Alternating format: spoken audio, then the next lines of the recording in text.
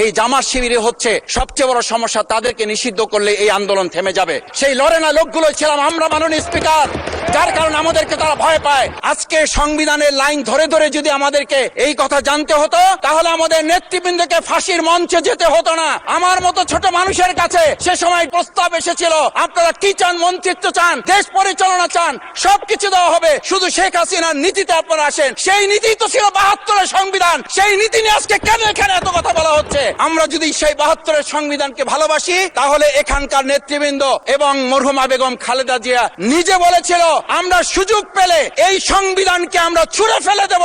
সেই সংবিধানের প্রতি আজকে বর্তমান সরকারি দলের কেন এত প্রেম জাগ্রত হয়েছে, এটা বাংলাদেশের মানুষের জানার অধিকার আছে। মাননীয় স্পিকার, এই মানুষ প্রতারিত হয়েছে, বেইমানি করা হয়েছে। পরিষ্কার বক্তব্য, গণভোটের প্রতি সমর্থন না জানিয়ে জুলাই সনদকে যদি আজকে ইগনোর করা হয়, তাহলে আমাদেরকে কিন্তু আবার সেই গুম খুনের আয়না ঘরের দিকে আমাদেরকে ধাবিত করা হবে। গণভোটের বিরোধিতা করা মানে হচ্ছে ৭০% মানুষকে অন্যায্যভাবে তাদেরকে আবার ধিক্কার জানাতে চাই। আপনারা যেমন ৫১% সমর্থন নিয়েছেন, ৭০% প্রায় জনগণ কিন্তু গণভোটের পক্ষে তারা রায় দিয়েছে।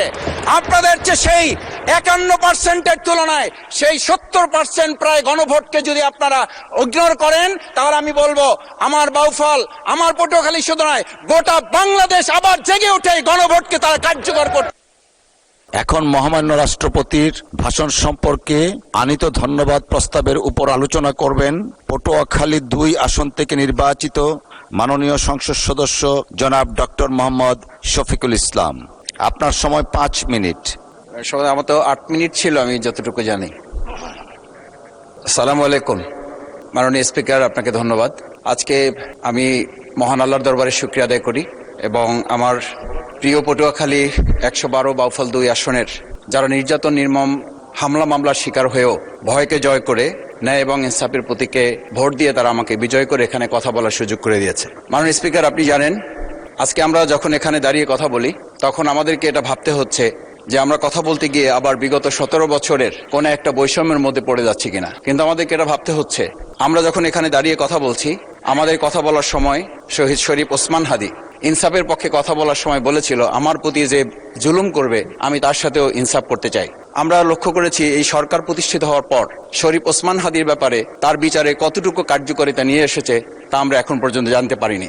আমার মনে হয় আমরা সংবিধান নিয়ে ঘাটাঘাটি করতে করতে যদি সংবিধানই আমাদের রক্ষা করতে পারত, তাহলে সংবিধান আমাদেরকে বলে দিত যে আমাদের সেদিন বালু ট্রাক সরানোর ক্ষেত্রে সংবিধানের পৃষ্ঠা আমাদেরকে খুঁজতে হতো। সংবিধান যদি আমাদেরকে রক্ষা করতে পারত, তাহলে ৭২-এর সংবিধানের আলোকে আজকে আমাদের এখানে থাকার কথা না। আমি শফিকুল ইসলাম মাসুদ, আমার এখন জেলখানায় থাকার কথা। সংবিধান যদি মানতে হতো, তাহলে আমাদের মাননীয় প্রধানমন্ত্রী বাংলাদেশে থাকার কথা না, ওনার দেশের বাইরে থাকার কথা।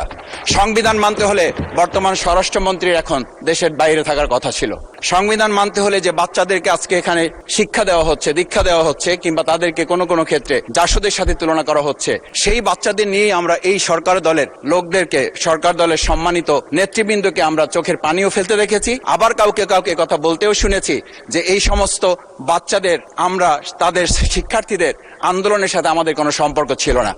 আমরা খুব লজ্জিত হই মাননীয় স্পিকার, আমাদের এই বর্তমান সময়ে আমরা যদি এটা খেয়াল করি যে আমাদের বাংলাদেশের এই বর্তমান প্রেক্ষাপটটা নতুন করে এখন যে গণভোটের যে আজকে ন্যায্যতা অন্যায্যতা, সাংবিধানিক পৃষ্ঠা, লাইন, অক্ষর, দাড়িকমা আমাদেরকে শেখানোর চেষ্টা করা হচ্ছে, যদি সেটা হতো তাহলে বাংলাদেশ জাতীয়তাবাদী দলের সম্মানিত মহাসচিব তিনি কয়েক হাজার পুলিশের বেষ্টনীর মাঝখানে একা একটা মোবাইল নিয়ে তাকে আমরা দাঁড়িয়ে থাকতে দেখেছি, তখন সংবিধান আমাদেরকে রক্ষা করতে পারে নাই।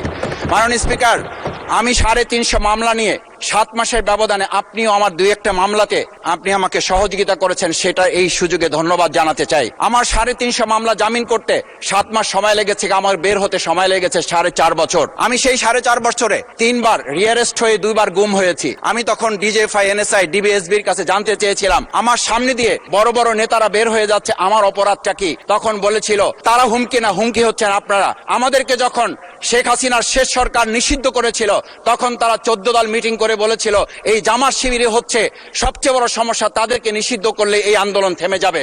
আজ একটা কথা পরিষ্কার বলতে চাই, এই গণবিপ্লব নিয়ে আমাদের মাথা ব্যথার মূল কারণ হচ্ছে এখানেই শেখ হাসিনা আমাদেরকে যথার্থ টার্গেটটা করেছিল।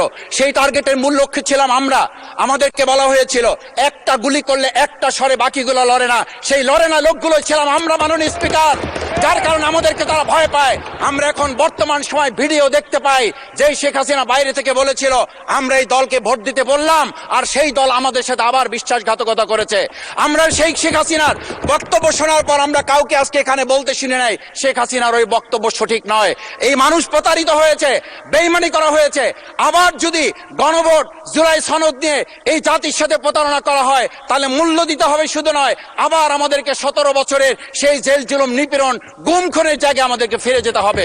আমি মনে করি পরিষ্কার বক্তব্য, গণভোটের প্রতি সমর্থন না জানিয়ে জুলাই সনদকে যদি আজকে ইগনোর করা হয় তাহলে আমাদেরকে কিন্তু আবার সেই গুম খুনের আয়নাঘরের দিকে আমাদেরকে ধাবিত করা হবে।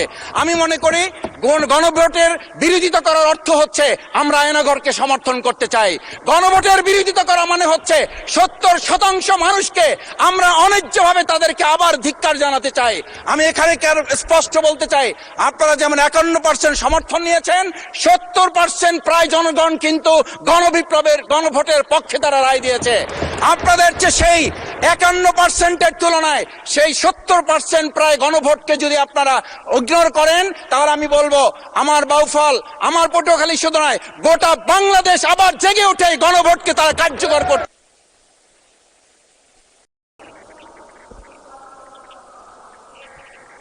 ধন্যবাদ, আপনি 1 মিনিট পেয়েছেন। স্পিকার, আমি পরিষ্কার এই কথাটা এই জন্য বলছি, আজকে সংবিধানের লাইন ধরে ধরে যদি আমাদেরকে এই কথা জানতে হতো তাহলে আমাদের নেতৃবৃন্দকে ফাঁসির মঞ্চে যেতে হতো না। আমার মতো ছোট মানুষের কাছে সে সময় ডিজিএফআর কাছে প্রস্তাব এসেছিল, আপনারা কি চান, মন্ত্রিত্ব চান, দেশ পরিচালনা চান, সবকিছু দেওয়া হবে, শুধু শেখ হাসিনার নীতিতে আপনারা আসেন। সেই নীতি তো ছিল 72-এর সংবিধান, সেই নীতি নিয়ে আজকে কেন এখানে এত কথা বলা হচ্ছে?